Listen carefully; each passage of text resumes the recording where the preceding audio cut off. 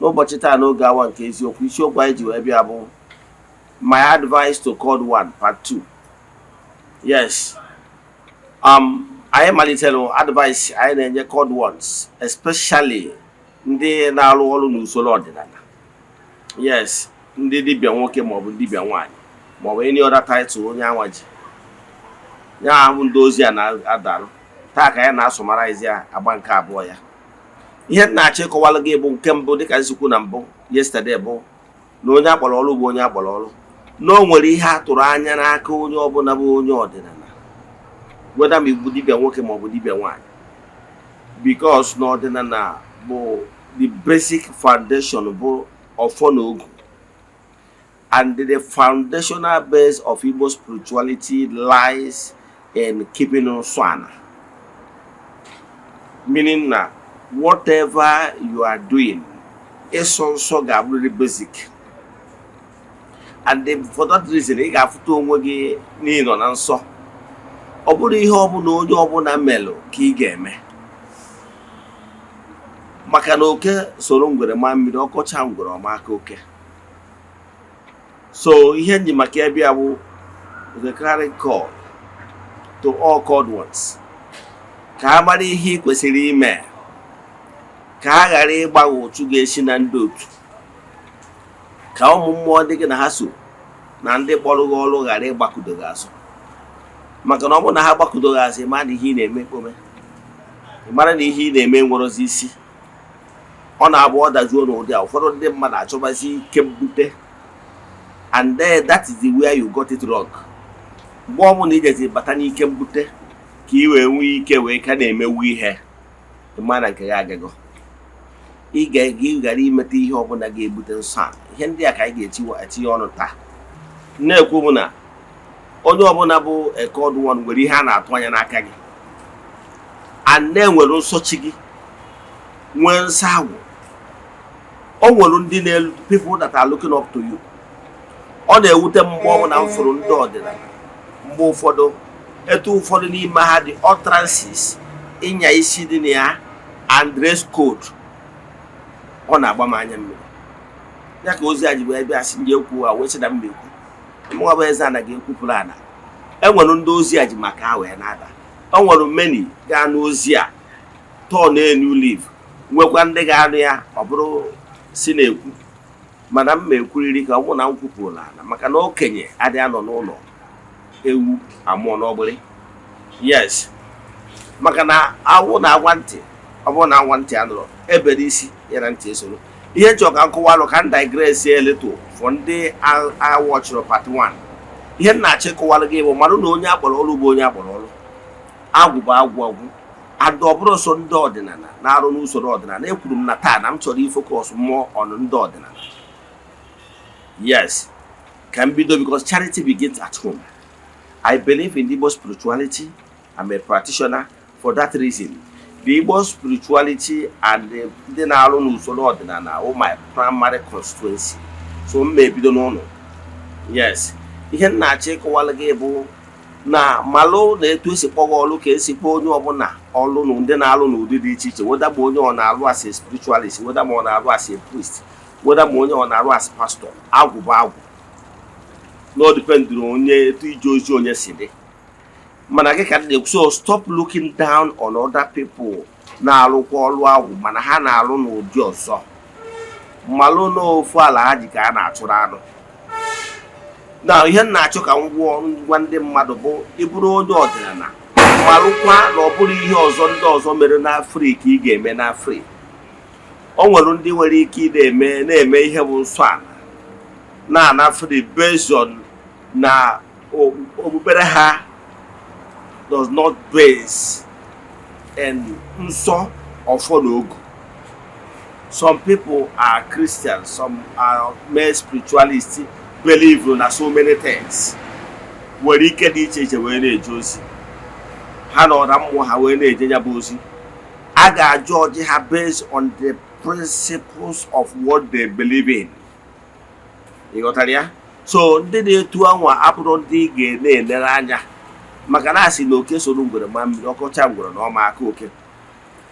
in assistant boy is here for Adabat, is seeking Adabat. For that reason, you will understand now the principles of your method can get you with George again. Even then, I saw Candinary. Yes, when I was a Catholic, and well, here, Bob Mehe, no son only Catholic, man, or Bob Mehe to only Pentecostal. So, based on the principles, equal so, here, Maki, Makando, that Okuku is unique. The principle of Igbo spirituality is son son. Therefore, ihe ọbụla bụ nsọ ala is not acceptable. Aghọtara m na anọ n'ogo so called ụfọdụ na-akpọ ogo ọgwụgwụ oge. Mana anyị ma na oge millennial. Under this millennial enwere ọtụtụ ndị mmadụ na-ebi ndụ dị iche iche. Nke ọzọ ọ bụrụ na akpọrọ gị ọrụ burugoro ụzọ gwuo onwe gị ajọ karakta ị nwere. Ka ọ ghara ịbụ ị na-enwe ọdachi si na agwụ na-eme gị. O nwere ọtụtụ ndị akpọrọ ọrụ achọrọ m ịga na nke ha na ndị na-arụ n'usoro Christian ma ndị na-arụ other spirituality format. Mana achọrọ m ịgwa ndị ọdịnala ibe m. Mmalụ na ọba tabu nwoke idina nwoke ibe ya. Mmalụ na ọba tabu. So nwere any justification ị nwere whatever. Mmalụ na ọba tabu nwaanyị idina nwaanyị ibe ya a na-akpọ lesbianism. Mmalụ nsọ ala niile ọ bụkwa nsọ n'ala Igbo mmadụ idina animal is on the rise. Ihe ndị a na-agụsị kịta dị on the rise. Amaghị mmadụ one confess to me na ha na animal mekọrọ. Nwere nke one other woman complained to me few months ago. Onye a na-agwa gị ga-adị ebe 52 years now. Mana ya na nkịta mekọrọ.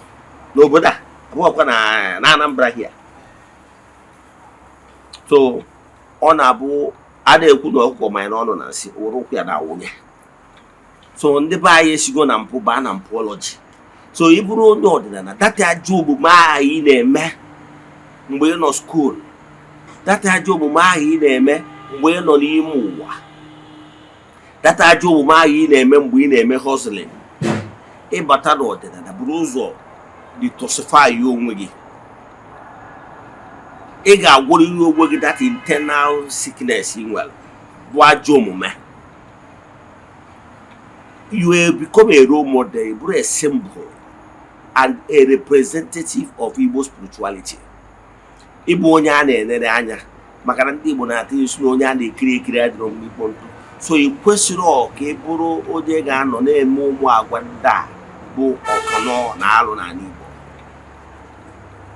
Ịmalụgo na gị gbabụ nna ama ejekwu nwa gị, ma na gị nwa nwoke ama ejekwu nne gị. Ihe ndị a bụ alụ n'ala Igbo.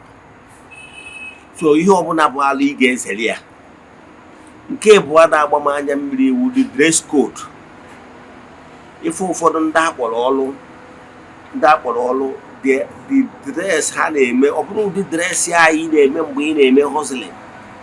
Ụdị dress ahụ ị na-eme mgbe ị nọ n'ime ụwa ị ka wee kana person. Kịta ị present chukwu onwe gị ka mmụọ were uwe nwere ngwa ọrụ. Ihe ọ pụtara bụ na from the head to the toe belong to mmụọ. Isuga ha were ihe dị gị mma.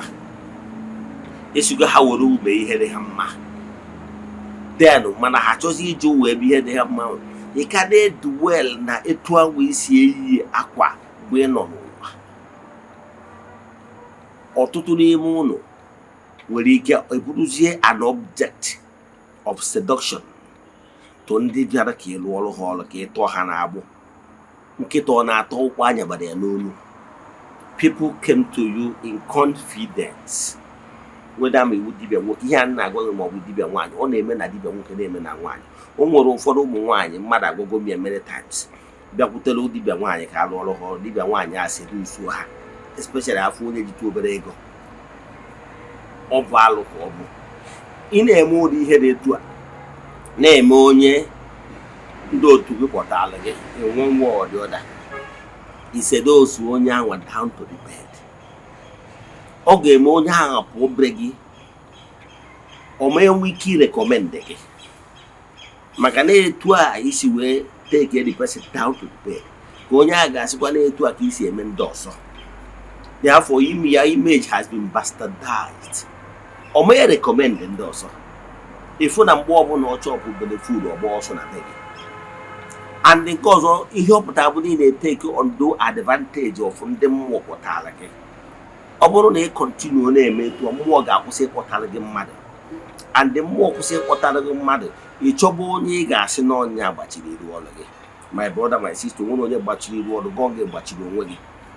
Mgbe ọ bụrụ na ha gbachizie ya etu mgbe ahụ ị ga-echọbazie oke ọgwụ, ị ga-echọbazie oke ibu, ị ga-echọbazie ose na abụọ, ị ga-echọbazie oke ose maka na iru ọrụ ga-emechigo.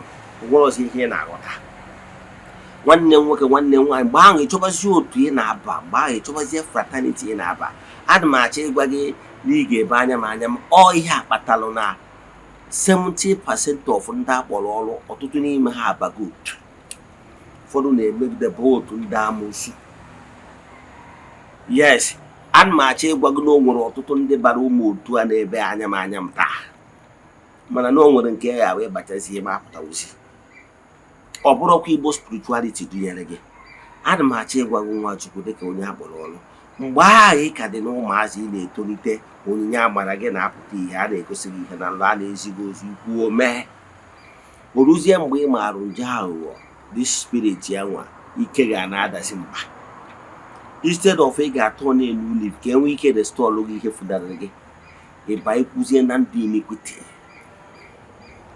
Or it is no longer news na enwere ụfọdụ ndị akpọrọ ọrụ, weda ma ha na-arụ n'ụka ma ha arụ n'ọdịnala, mana ha na-eme gịnị? Ha na-eme supre, ha na-eme lele.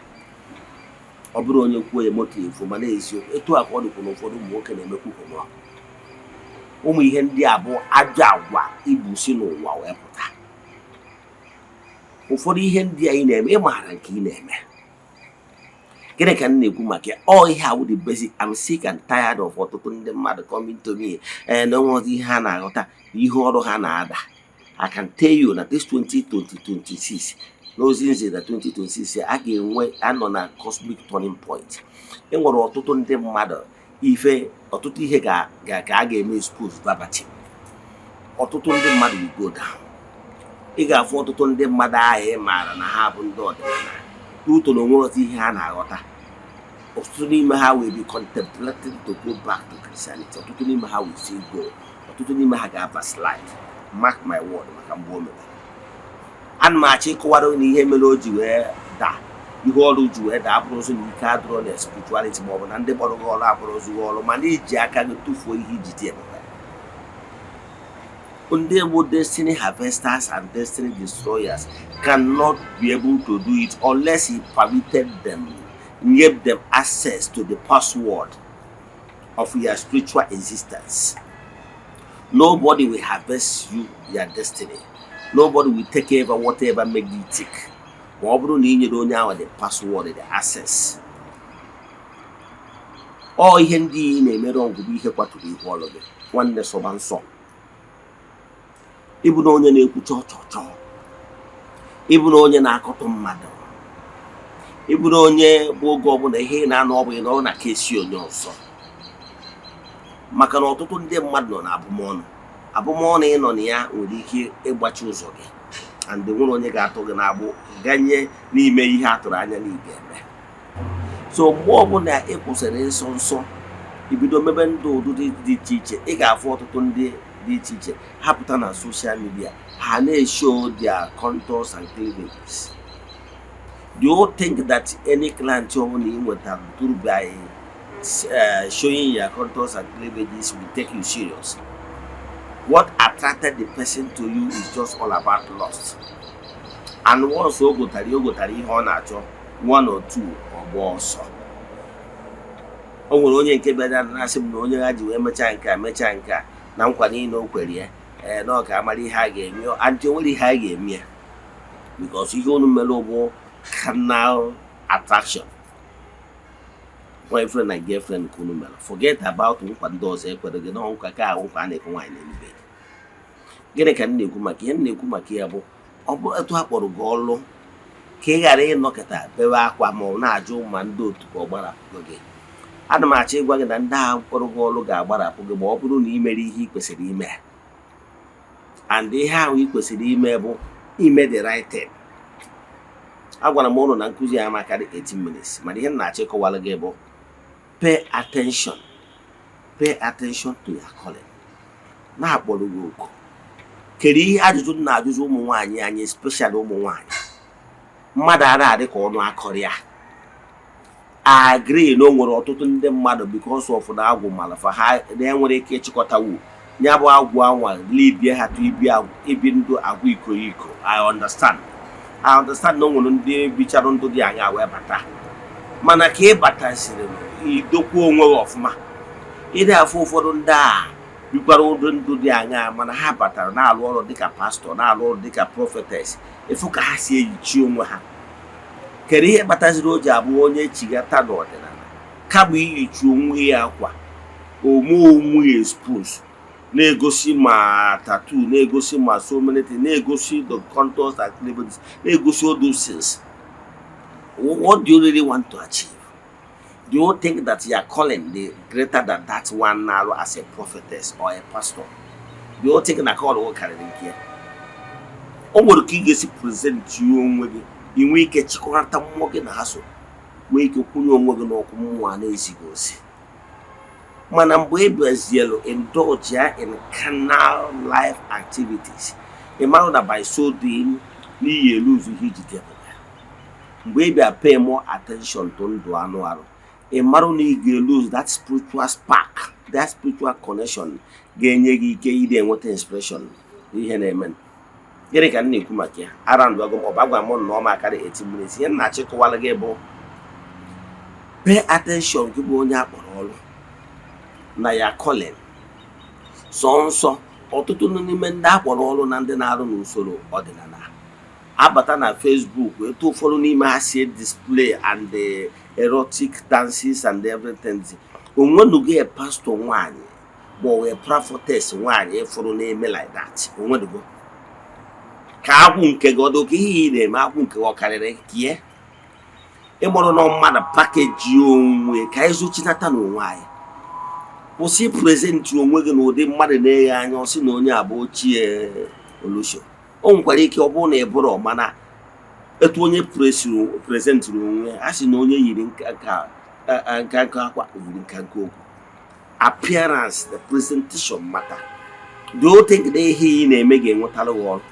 Ị nwere ike data nwere ike ime ụmụ nwoke eju na inbox gị, mana ọ ma translate to work. Na ndị niile nwere ndị ị na-afụ ndị ị na-ene that prophetess, ị na-ene that pastor nwaanyị, ndị mmadụ real people chọrọ spiritual alliance, people chọrọ spiritual alignment, people chọrọ spiritual liberation, a na-eje na nke ya maka na o prezentịrị onwe ya asị Nwachukwu. Ọmụnwa ya agwa ya ọnụ, onye ọzọ na-agwa ya ọnụ isi na ọ na-akọta ọdịnala, mana ọ bụrụ gbasara of ịkọta, mana ana m achọ ịgwa the pure truth. Ọ bụrụ na abụrụ ọrụ chịkọnata onwe gị, o nwere ụdị radiation onye ọbụla bụ onye mmụọ na-ege anya by whatever you radiate, you'll be able to figure out actually na onye a bụ somebody nwere ya or a present or something meaningful spiritual wise. Mana o nwere ka ị ga-esi wetu onwe gị ime onwe gị bụrụ a sexual object of ihe eji akparị ha. Na 2026 ya ka anyị chịkọnata n'onwe anyị maka na many will still go down. Many will go down because na 2026 bụ the turning point, cosmic turning point is here. It's the year of judgment and the upliftment for blessed ones. Ka m kwụsị ebe a. Inwe ajụjụ na nkụzi ma ọ bụ na ịchọ ka agbalụ gị afa mmiri, chat me on WhatsApp 0805-7837672. I repeat 0805-7837672. Let us pray. Ekwem na Chineke. Ekwem na ọ dịghị ihe siri ike nke Chineke na-apụghị izi m ụzọ ga-esi n'uwe ya n'ihi na ọ mazuru ihe niile. Obi m siri ike na Chineke emeworo m ya gazie. May the blessings of Chukwu pụrụ ime ihe be with you all.